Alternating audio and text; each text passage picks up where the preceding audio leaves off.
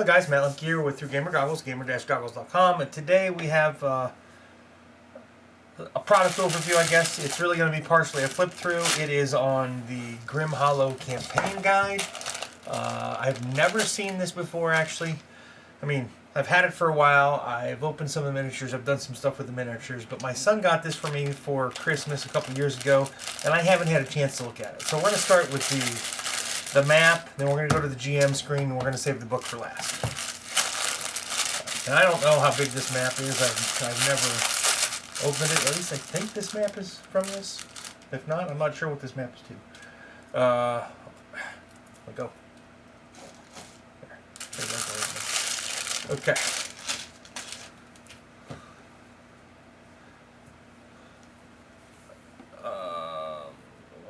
So that is actually, here, I'm going to zoom out a little bit.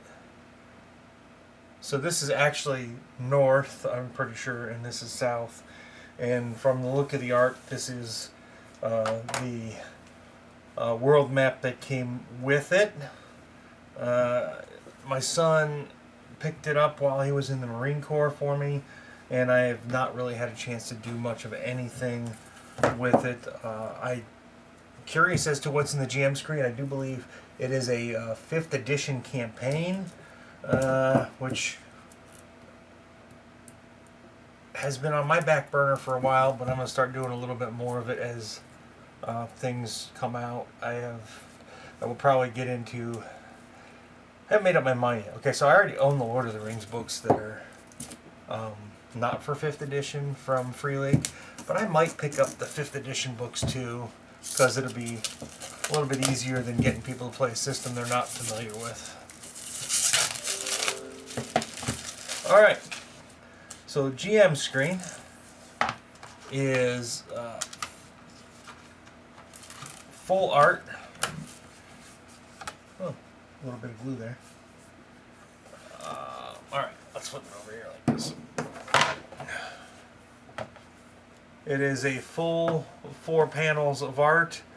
They're fighting... I'm not sure if that's a devil or a lich. It's got a sword in the hand over here. It's really good art. And we're going to just go panel by panel. So there is a wounds chart on this for grievous wounds and permanent wounds. Damage by level, the different conditions that the campaign introduces, skill check difficulties, proficiency difficulties, backgrounds and professions, some environmental descriptors, and legendary templates.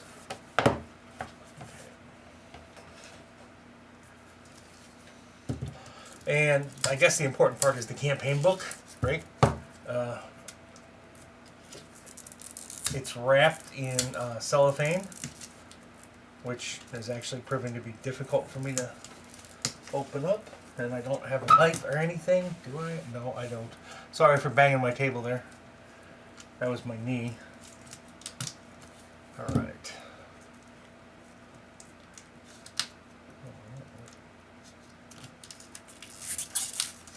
There we go.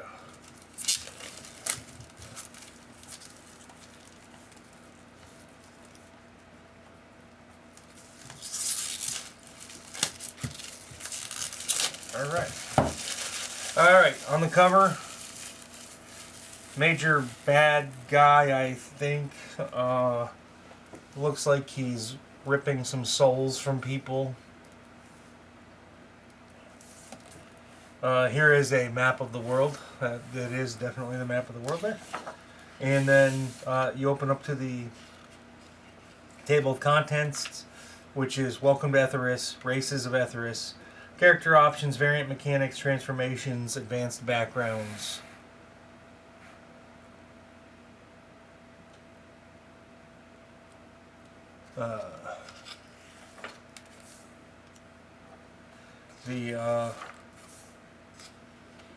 It looks like there's art roughly on every page. The book is high gloss. It's got a relatively thick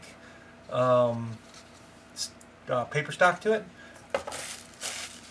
And the very first thing we're going to cover, or one of the first things you get into, is there's some player tools, which is the Sickening Plague, the races of Etheris, the elves, the dwarves, the half-orcs, half-elves, dragonborn, gnomes, halflings, advanced weapons in their properties. So this is a complete campaign system. By page 20, you're into spells and the descriptions. 23, you're into curses. What I didn't see was, introduction. If you're reading this, then you're most likely an avid fan of tabletop role-playing games, dark fantasy. So it is a dark fantasy. I understand that it's really actually very grim. I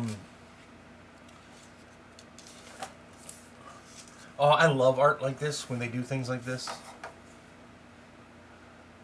Little sketches of things. Where are we? Now there's, so here's transformations. So... The Fiend, a smirking, well-dressed man, unknown origin, appears time of great need. Here's Aberrant Horror Transformation. So, gain boons and this flaw. So you gain aberrant adaptations and aberrant form, and you get unstable mutations. And then, so, transformation level 1, this is the description of your boons and your flaw, and so on throughout the book. And then here is another Fiend transformation progression. Interesting. The Lich. Becoming a Lich. And the transformations for becoming a Lich are on the next page. This is very cool the way they did this. I like the different stages, the different levels of it, and how there's one drawback and usually some advantages. The lycanthrope. So, let's see here. Becoming a lycanthrope. There are 2 documented methods of contracting the lycanthrope curse. The first is being bitten by a lycanthrope and not curing the curse before it takes hold. The second is complete druidic ritual known as the Lunar.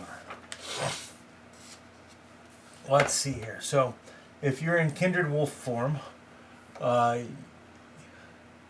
take the shape of a dire wolf. Great. Huge beast. While in the kindred form, you gain 3 additional features. You can speak and understand other wolves. When making an attack against a creature, if an ally is within 5 feet of that creature and not incapacitated, you have an advantage on the attack roll. Your speed increases by 20 feet to a maximum of 60. So there is a lot of transformation type of stuff in this game world. Here's a Seraph. Wow, this is really cool, actually. This is wonderful. I wish I would have looked at this sooner. Here's the Vampire transformation. Very cool the way they handled it. So vampires get blood, fury, and undead form, and the Sanguine Curse, of course. Dread Knight combat training. Don't really know what that means yet. Sanguine magic, shape changer, and hideous appearance. And then Stake to the Heart at level 4. And here's some background information starting on page 71. Different backgrounds and how they work within the game world. Aristocrats. Again, there's a ton of art in this book. That's a great picture. Zoom out a little bit.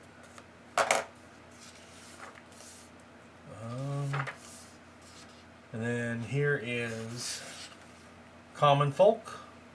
And there's different ranks for the different common folks. So there's a peasant, a landowner, council member, and the different types of holdings that they have. And then for an entertainer, they have different ranks as well for different types of common folk. They even have criminals in here.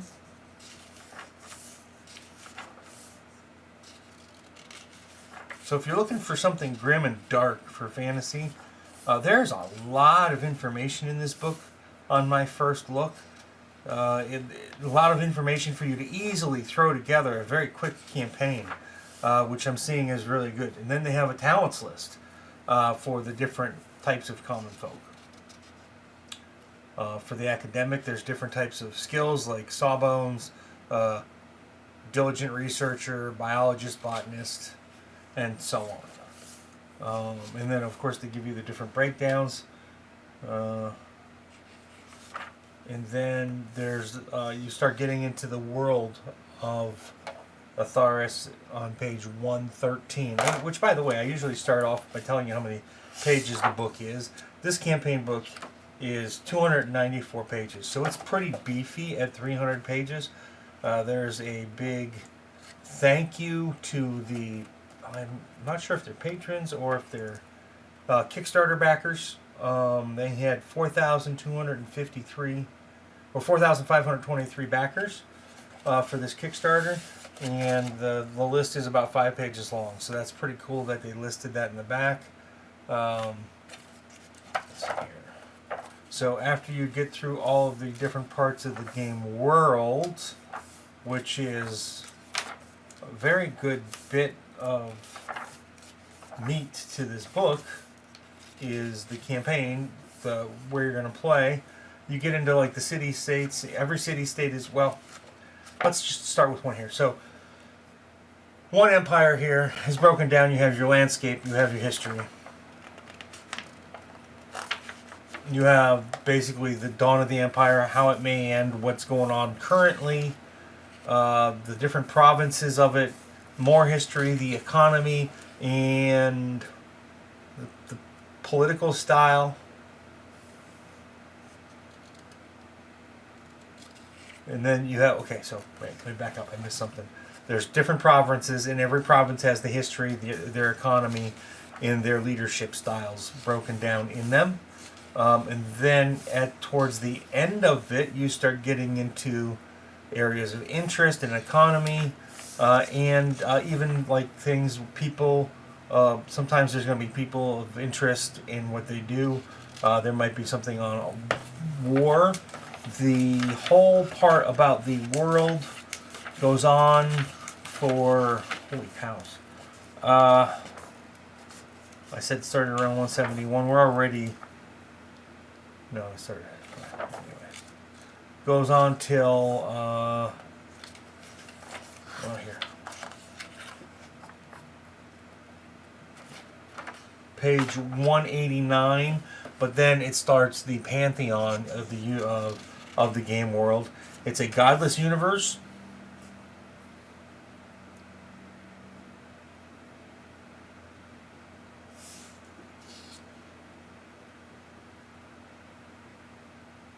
Oh, neat. So in ancient times, the many gods of Atharis guided their people to prosperity and enlightenment. That all changed during the Etheric War, where the gods took up arms against a host of cosmic horrors called the Aether Kindred. This conflict led to the loss of nearly all of the entire pantheon. Many believe the gods fled this reality to safer realms. Some scholars claim the gods were consumed by very horrors they sought to destroy. So these are the fates of the world. But I think they're trying to make it feel like it's very empty and grim, like there is no hope for humanity type of thing.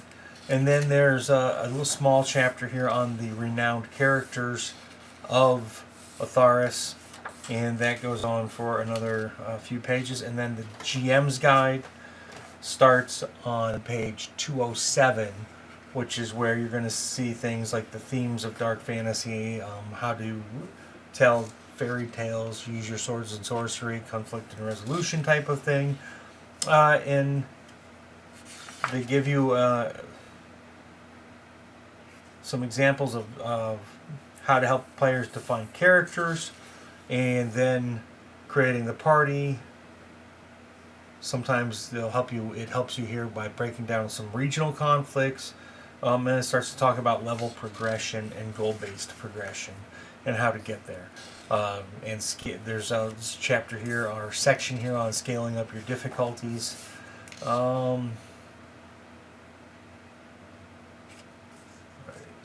Back up a page. Here's some legendary templates. So here's a legendary bruiser, a skirmisher, commander, a spellcaster. And then it gets into grievous wounds. So I wasn't sure what these are. This is a consistent theme throughout dark fantasy and related stories as a consequence of actions. While you roleplay, ramifications of parties' decisions can be highlighted throughout the story. Outcomes, combat ramifications can be a little harder to implement. Grievous wounds are an effective method by adding grit and realism to combat encounters, bringing the consequences of difficult fight to the forefront. So here's one. 2d6 on a 2 or less. Permanent wound. You have sustained a serious wound that is most likely permanent. Roll on the permanent wound table and apply the result. So on a 1d6 you can lose an arm, die, lose a leg, lose an eye, have scarred lungs, or a hideous scar. None of those sound very appealing. And then it talks about illegal weapons and contraband.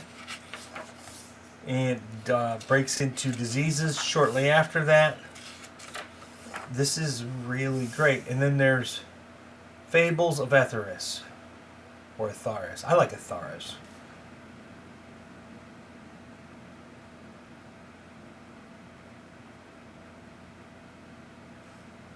Oh. So, this is an adventure. And it's the Tavern of Lost. It's designed for 4 level 6 characters. And then that lasts probably close to the rest of the book. Tavern of the Lost.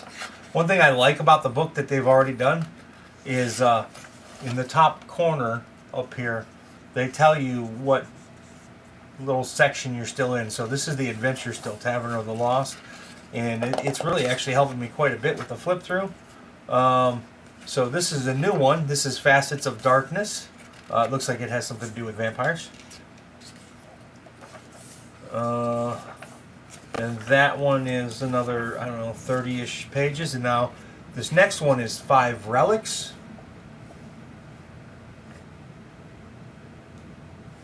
And that one does not... Nope. It doesn't have a breakdown for how many characters or anything are supposed to be in it, but that doesn't matter because they give you the guide on how to scale your difficulty and stuff. Hermit's Tower. So it comes with, these are little character sheets on Blood Knights and stuff like that for the 5 relics, and then they have a section called Curse Monsters. And these are all things that have been, I guess, from the description, the cruelest spellcasters have made them an art form of their spite. So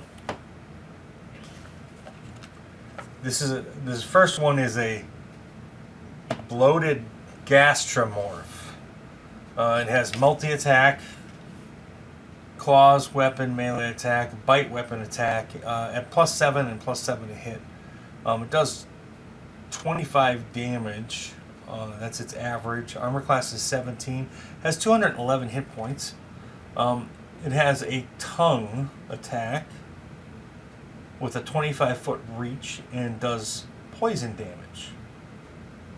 Creature that is hit by this attack must succeed DC 14 Constitution saving throw or become paralyzed.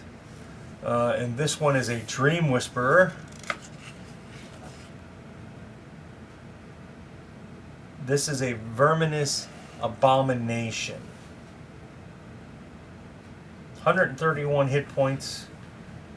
Strength +5, Con +5, Perception +5, Stealth +7. Has Keen Smell. It is a tunneler. It has multi-attack. When venomous abomination makes 2 attacks, one with its bite and one with its claw. So its bite is +5 to hit with reach of 5 feet. It does poison damage, and its claws are +5 to hit, 5-foot reach, 10 damage. It's 2d6 +3 slashing. Birth Rattlings.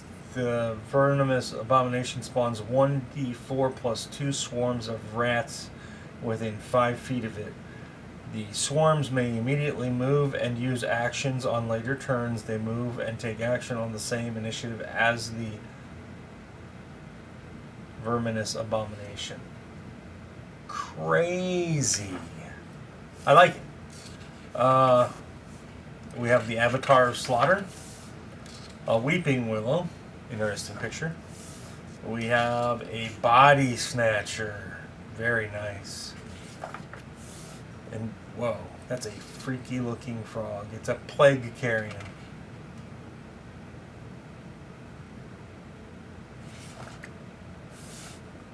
Herald of Calamity. And then that's the end of the book. So guys, Grim Hollow, I know I spent more time on this than I would most of my flip throughs, and I wasn't as detailed as I normally probably am because it's the first time I looked at it and I was just excited to do it finally. I like it. There's some interesting things that even if I don't play in the campaign, I'll be able to use in anything I want to use at D20. I don't know how much this book costs because it was a gift and it's not on the back, so I can't help you there. But it is from Ghostfire Gaming. I'm glad that they managed to do a successful Kickstarter and bring this to fruition. So if you guys want to learn more, ask me questions if you want, or go to Grim Hollow, or go to ghostfiregaming.com. Thank you guys. Have a great day. Hi guys, meet the Nibbles, who's gonna go down. She just decided not to go down my back, so we'll do this for her so she's comfy. Thanks for watching my video, and I appreciate it. Please hit the like button and share it if you know somebody who might be interested. And of course, there's always Twitter and the Facebook thingy, and soon I have a newsletter coming. That'll be down there or in a link below, and my kitty cat loves that idea. So anyway, there was one more thing. Oh yeah, subscribe. Be a part of my community, our community. Let's make it grow together.